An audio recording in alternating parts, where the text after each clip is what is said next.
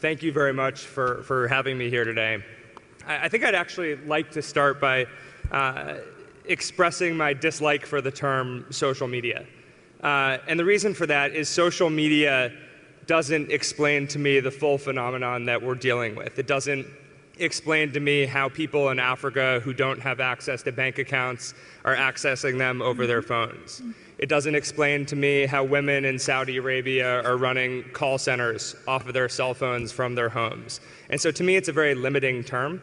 The term that I think is more appropriate is connection technologies.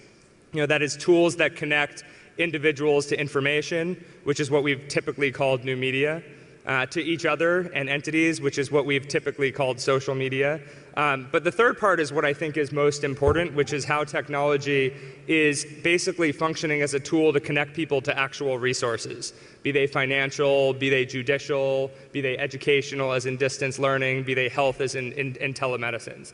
And so I think it's important to frame the advent of these technologies in terms of what and who they connect individuals with. Now, a second point that I want to address is why are we talking about the power of these tools today? Is there any reason that it's topical for this particular moment in time?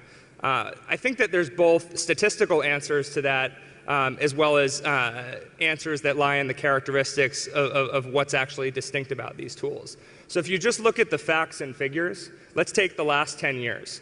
In the last 10 years, the number of people who have access to handsets or mobile phones has risen from 907 million to over 5 billion, which is pretty significant growth. Take a country like Pakistan, 165 million people, give or take. Nobody would dispute that it's a huge international priority.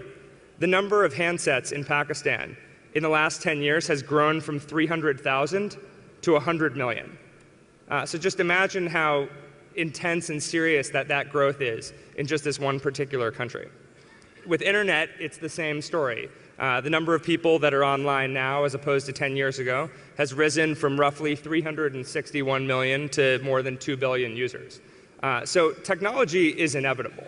And part of the reason that the spread of technology is inevitable is there's no shortage of companies that are actually developing these tools and pushing them out onto the public domain.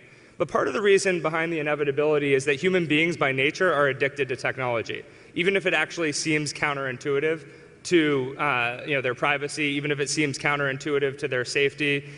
Human beings just can't resist the urge to play with the newest toys. It's just the reality of who we are as individuals.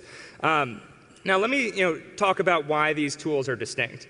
I would argue that connection technologies, which I think are best embodied by handsets, are probably the most, out of any technology we've seen, they're doing more to foster individual empowerment than any technology in history. Now, somebody could argue that, well, this is just a generational thing, and every single generation has their technology that empowers, and so the notion of tools empowering citizens isn't actually anything new. Except it is in this case. If you look back initially at the printing press, and then the radio, and the landline, and the satellite television, and all these other tools throughout history, they all have one thing in common, which is they require intermediaries. So somebody had to own the printing press, somebody had to own the TV station. You needed substantial money and resources to generate content. But connection technologies today require any individual to own, develop, and disseminate their own content at a cost that is appropriate to everybody from a nomadic citizen to the wealthiest members of society. And so the citizens that we see today are the most individually empowered we've ever seen in history. So where does that matter? I would argue, let me sort of explain this in a social context, and then I'll explain it in an economic context. And just because I always find stories to be more interesting, let me start with an anecdote. I spent a big amount of time in 2004 and 2005 living in the Islamic Republic of Iran, conducting research on youth and dynamics in the country. Now, when I initially went to Iran, a country of 67 million people, for which a country of 70 million people, for which 67% are under the age of 30, I wasn't thinking about technology at all. And then I found myself in a very busy marketplace in the southern Iranian city of Shiraz, And I noticed something very strange, which is this one intersection of about 4 or 5 different alleyways with no less than about 20 to 25 young teenagers or kids in their early 20s tapping away at their cell phones, which wasn't something unusual to see in a country where 60% of the population have handsets. But what was unusual is they were all tapping away at their cell phones perched against shops and different walls and not interacting with each other. So I asked one of them, "What are you doing?" He said, "I'm using Bluetooth." Now, I had always thought about Bluetooth as that creepy device where you walk around talking to yourself. And how many of you, by show of hands, think of Bluetooth as that creepy device where you walk around talking to yourself? I'll raise my hand. I do. And what was interesting is I asked them what they were doing, and they explained to me how they were using Bluetooth to call and text complete strangers. And I asked them what they meant. And one of them was trying to recruit a bassist for his band. Another one was trying to get people involved in an underground book club.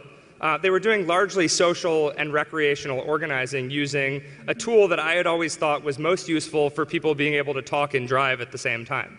And so I asked them all, I said, a lot of what you're doing here is risky in terms of getting caught. Aren't you worried about somebody catching you? And they had all sort of crowded around at this point and said nobody over the age of 30 knows what Bluetooth is.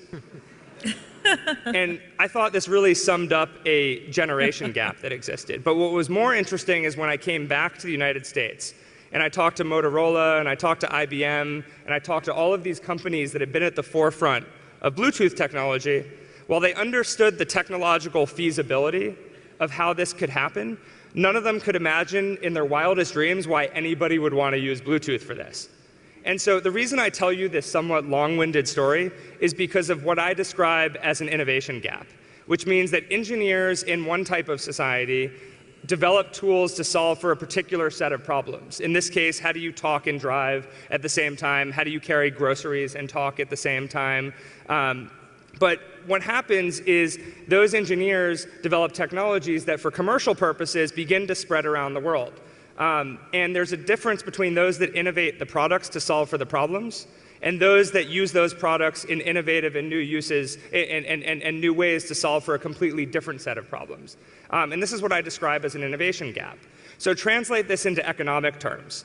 This can obviously be translated into political and social terms, but since this is a conference focused largely on business, what to me is particularly powerful about the tools that we see today is anybody has the opportunity and the space to scale what they're doing. And I would argue that the places where the largest amount of innovation will take place in terms of how these tools are used most effectively are not in the societies where a lot of the tools are actually built, but they're in the countries and the regions of the world where the combination of necessity and diverse challenge mixed with the sudden influx of these tools will lead to some of the most unbelievable creativity in terms of how any individual can develop a new model for something that's scalable, how rural populations can come up with creative ways to get access to urban markets, to come up with interesting and creative ways to do distance learning and financial inclusion, mobile banking, and so forth.